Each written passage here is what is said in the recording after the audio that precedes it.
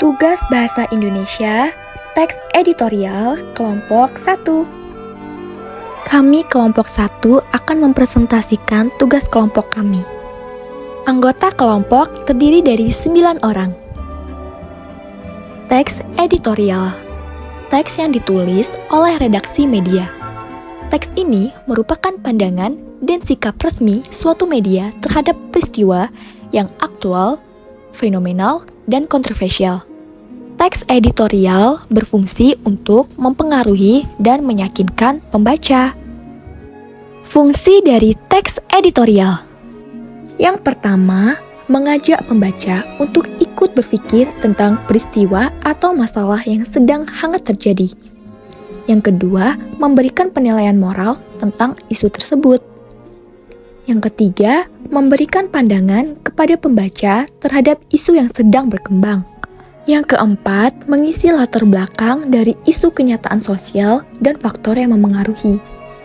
5. Menjelaskan fakta atau peristiwa dan akibatnya kepada masyarakat. Struktur teks editorial. Yang pertama ada pengenalan isu.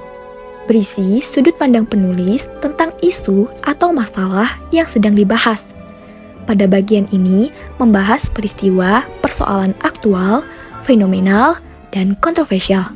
2. Argumentasi. Berisi alasan atau bukti yang digunakan untuk memperkuat pernyataan dalam teks editorial.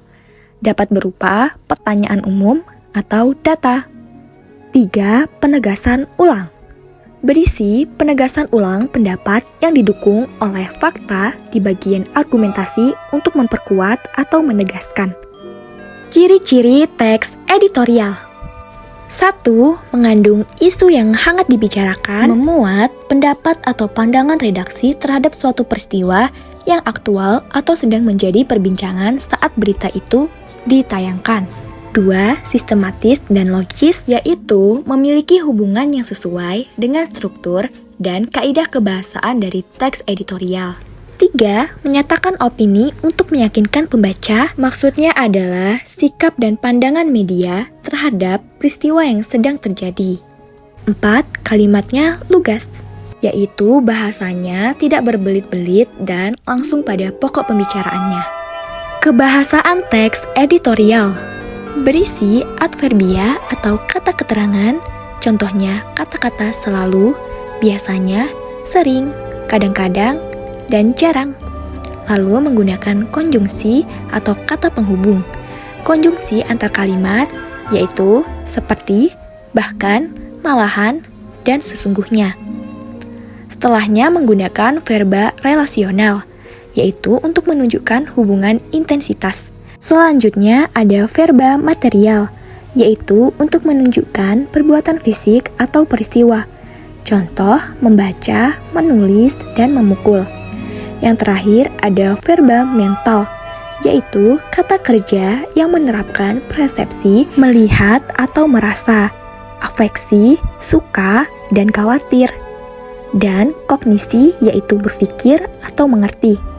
Contoh teks editorial, yaitu berjudul ASEAN Bangun Ekosistem Kendaraan Listrik. Republik Indonesia punya peran penting.